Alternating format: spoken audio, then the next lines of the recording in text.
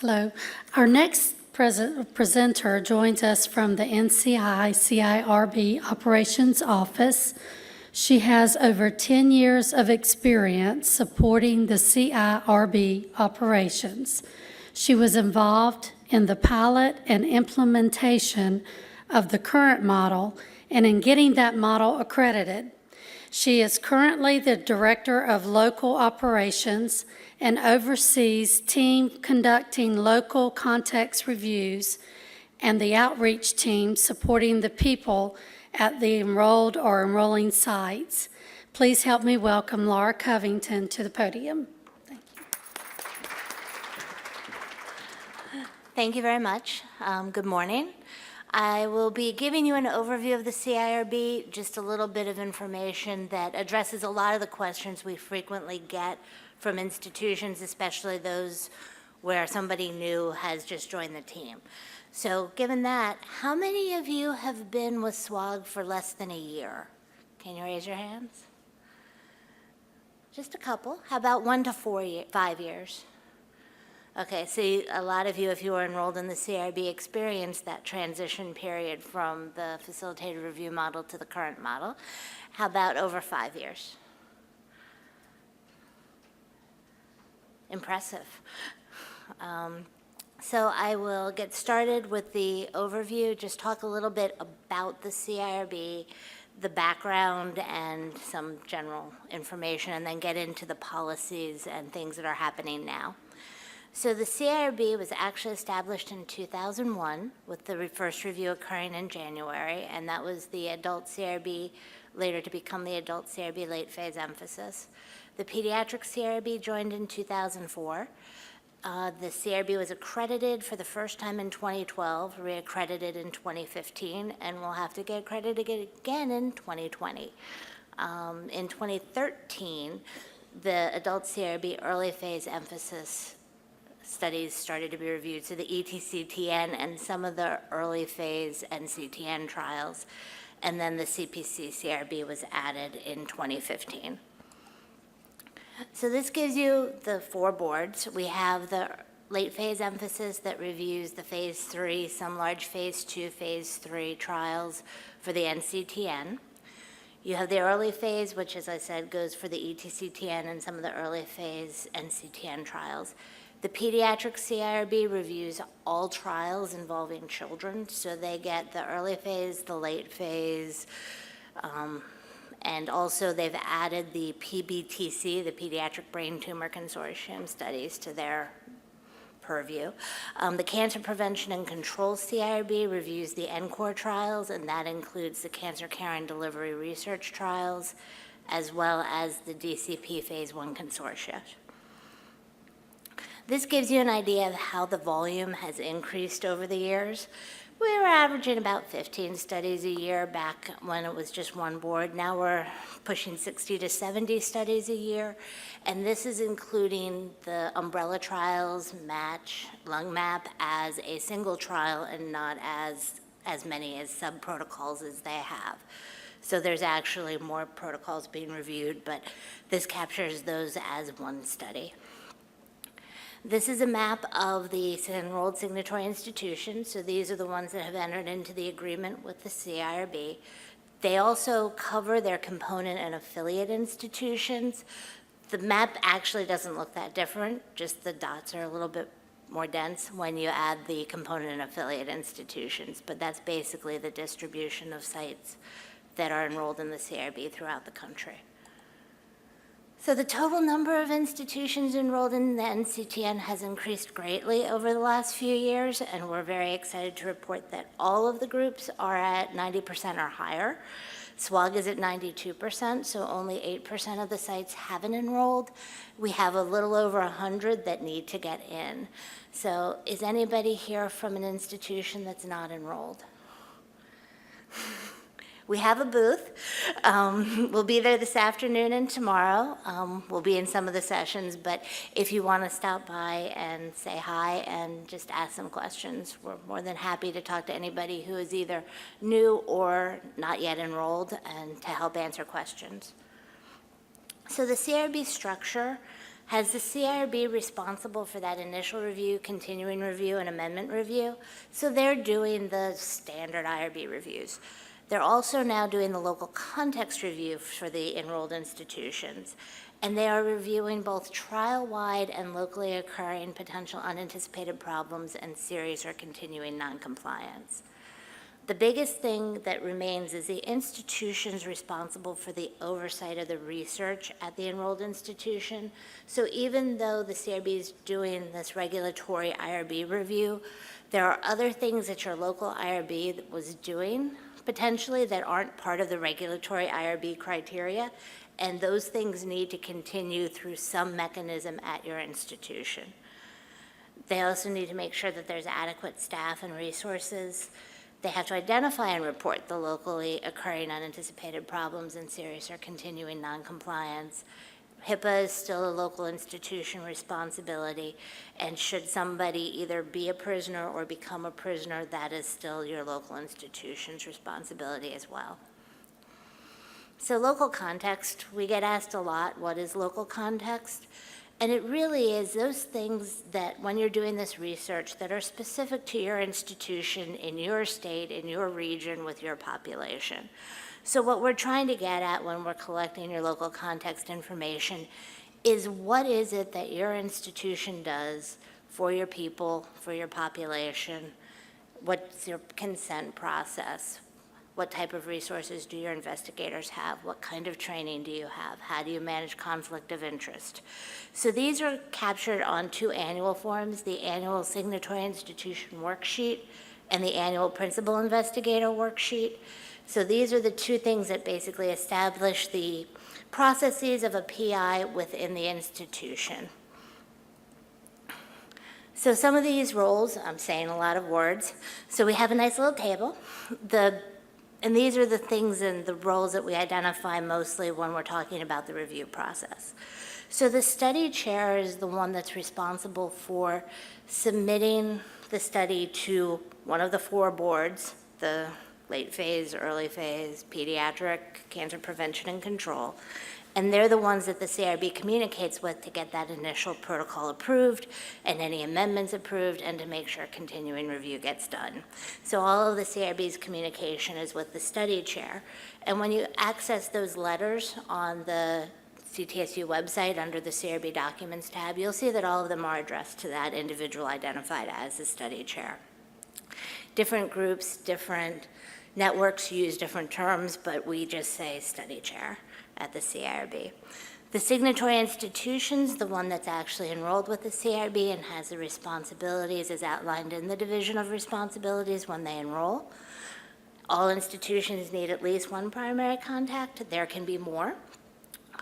The principal investigator, of course, is the one that is opening the study with the CIRB and has that ultimate responsibility for oversight of that trial at the signatory institution and any component and affiliate institutions that will have that study open under the PI. And then the research staff are the ones that are doing the work, and they're the individuals that support the PI and interact with the patients and the CIRB and everybody else at the institution. So the CIRB's roster is now maintained in ROMs, and the question is who should be on the CIRB roster. We don't need everyone. We don't want everyone. But we do need anybody who needs to complete worksheets in IRB Manager, which means any of your PIs need to be on the roster, anybody supporting those PIs, if you have a regulatory office, a compliance office, even your IRB office, whoever's responsible for submitting the annual signatory institution worksheet, the annual PI worksheet, they'll need to be on the CIRB roster so that they can access IRB Manager. The other people who will need access are those that need access to the CIRB documents. So those that need to go to the CTSU tab and download the CIRB approved documents get that consent form. They may never need to go into IRB Manager, but if they need that consent form, they need to be on the CIRB roster. And of course, to be added to the CIRB roster, you need a CTEP person ID and a CTEP IAM account. And this is another reiteration of the roles, but with a little bit more information on what they do. The primary contact gets copied on everything. And if we have a question, that's who we go to. And if there are 6 of you, we contact all 6 of you. Because we're not sure for what study, who's responsible for that PI, that investigator, that type of research at the institution. The PI opens the study, the research staff supports, and then the RUMS update person is the person who can update the roster, and the only person. So you can have multiple RUMS update people as well. Frequently, the signatory institution primary contacts and the RUMS update person overlap, and you have multiple people in both roles at the institution. So for those of you not enrolled, on the website, here are some hyperlinks. I'm not going to go into great detail, but it's a 2-step process. Part 1 is applying, and it includes submitting an enrollment form, signing the authorization agreement, and this just establishes the institution's main contact, plus a RUMS contact person, who then will add to the roster all the institutions and people that need to be there. And it establishes who will be interacting with the CIRB and also establishes the agreement between the institutional official at the institution and the CIRB. Then the second part is the completion of the local context for the signatory institution and for at least 1 PI. So to get enrolled, you just need to have at least 1 PI approved. A lot of institutions submit more than 1 to get started.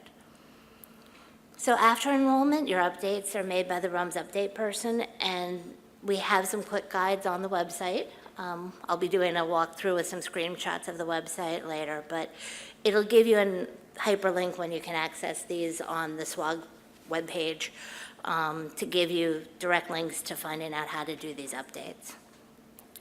So we've also identified the process for the CIRB review. This one is done from the institution's perspective. It's basically the institution doesn't do anything till it gets to the local context stage, but the study chair submits the study to NCI. PIO provides an approval on hold. The CIRB conducts the initial review. It goes back and forth, and then it gets back to NCI to issue the final approval. The network, SWOG, distributes the study nationally. Then it comes to the local side where the PI submits this worksheet to the CIRB. Then we conduct the local context review, and the PI gets the approval from the CIRB to move forward. This may not be the last thing that they need to get a person on trial at the site, but at least it's 1 box checked off in the list. And here's a little bit more information on how to open a study. First, identify that the study is CIRB approved. And you can do that by going to the CIRB tab on the CTSU website. We've developed these process flows and put them onto the website to help give you a visual along with detailed instructions on how to do each step for discrete tasks on the website. So this is the flow diagram for opening a study, and it's the study-specific worksheet needs to be completed. This is the only worksheet in IRB Manager where the PI needs to go in and actually enter as themselves using their IAM accounts to sign off on the worksheet and submit it to the CIRB for review. The CIRB does an administrative review. Then it goes to a local context subcommittee member who does the review of the worksheet for the CIRB. So it's basically everything that comes in through local context is considered a minor change to previously approved research. So it goes through a single member of the board. We don't send these to convened boards for review. They're all done expedited. There is an option that if there's something of concern, it can go to the full board, and 1 or 2 things have, but it's very rare. And then once the approval's done, it's sent to the institution, CTSU. We have web services, so that then connects that approval to their system.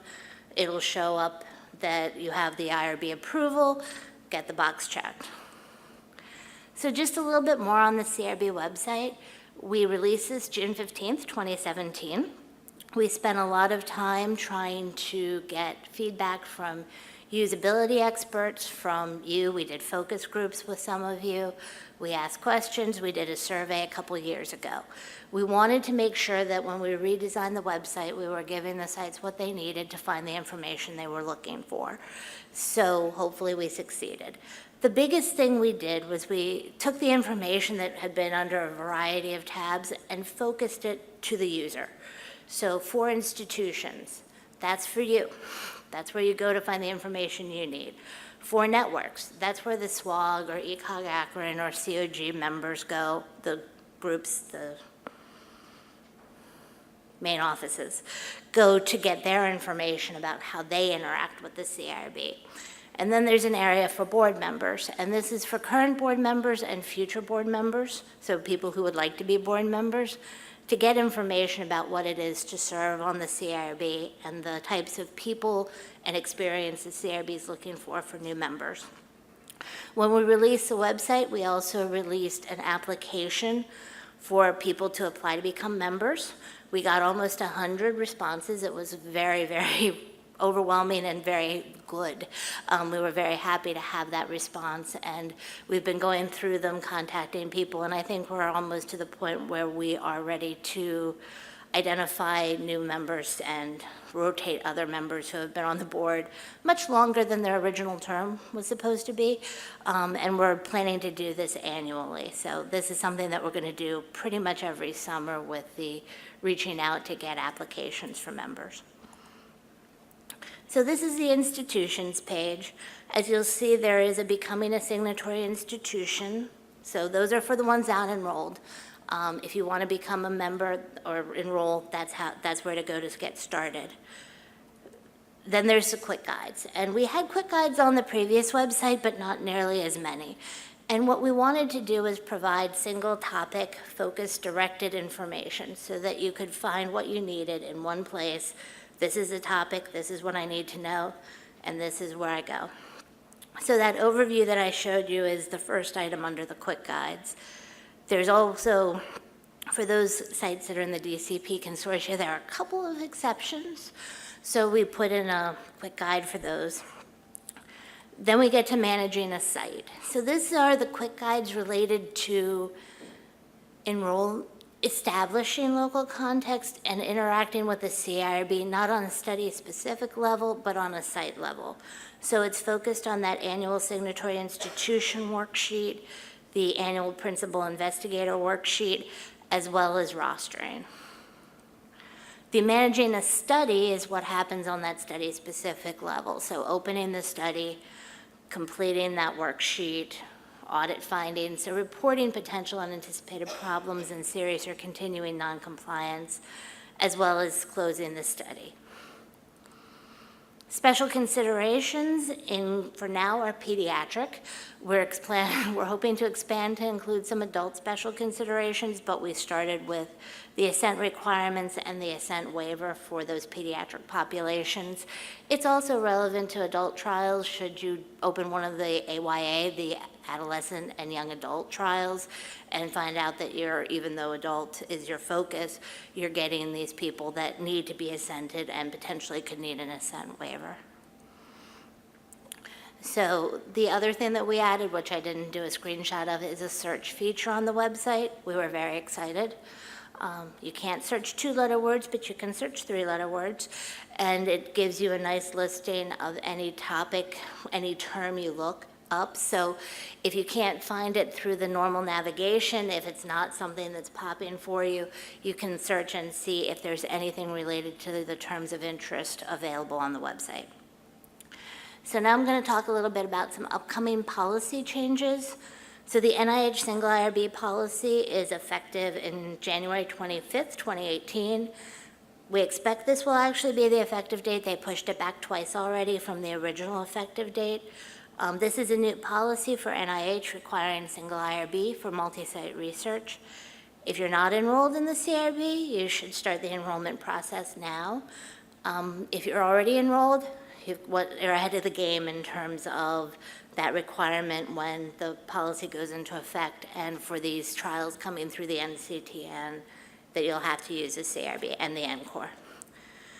So there's also changes to the federal regulations that govern IRB review of research. They're calling it the Common Rule 2.0.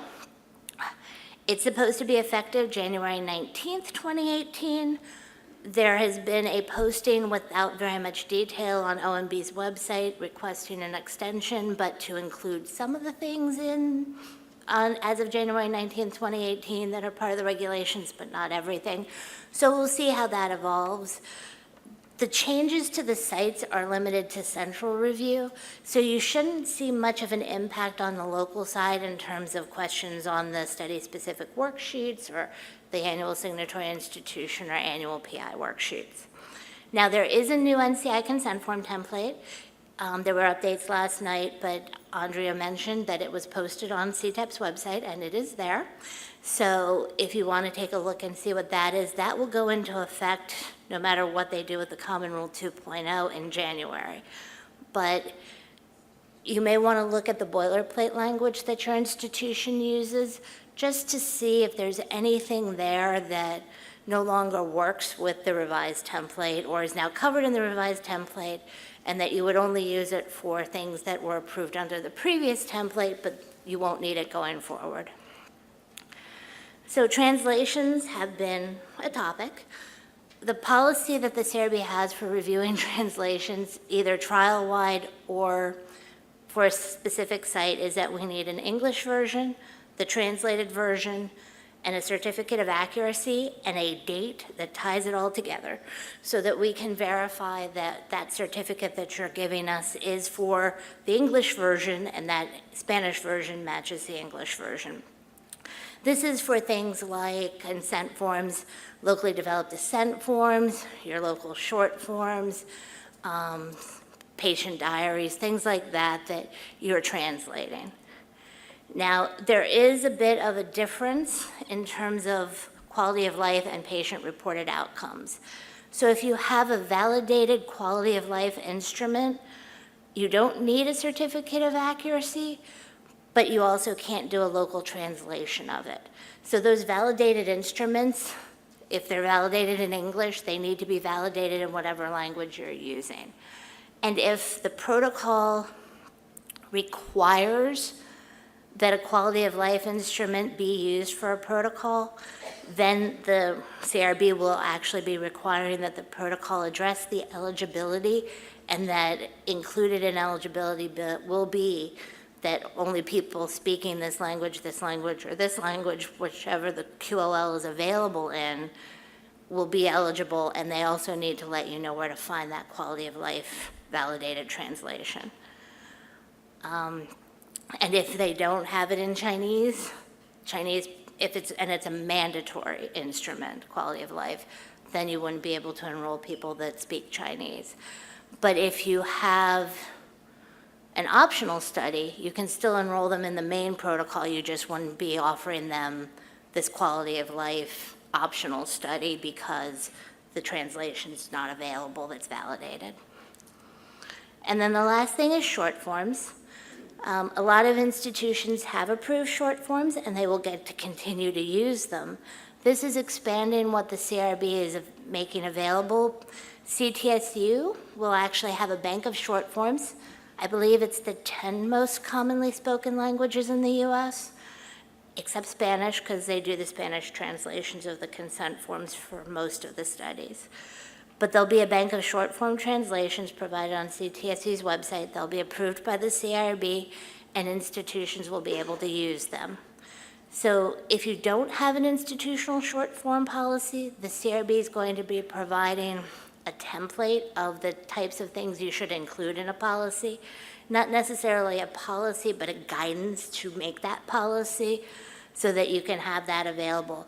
We'll also be updating the annual PI worksheet. Right now, we just ask general questions about how you consent people that don't speak English, and we're going to get into a couple more questions with some details about short forms.